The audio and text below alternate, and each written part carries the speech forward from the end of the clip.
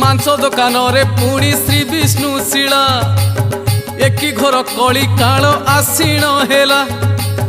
धीरे धीरे साधु गले सदन पास से सदन पास बोइले कसेई मोर एक कथा रख जे पथर खंडिक तुम्हे रखिच बटकरा करिण ओजन करुछ से खंडक जदि मते देई पारिब तेबे मोर बड़ उपकार करिब।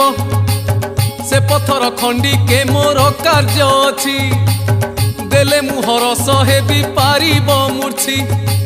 सदन भाविले ए सामान्य पथर साधु को देले कि खेती हेब मोहर।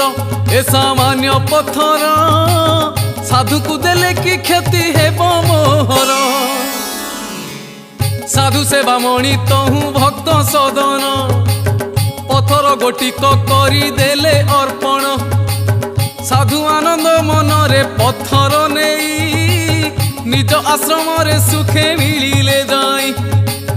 मनरे हरस शाल ग्राम पाइले कंसेई निकटु प्रभु को से आनिले। पूजा पाठ करी आश्रम रे रखिबे।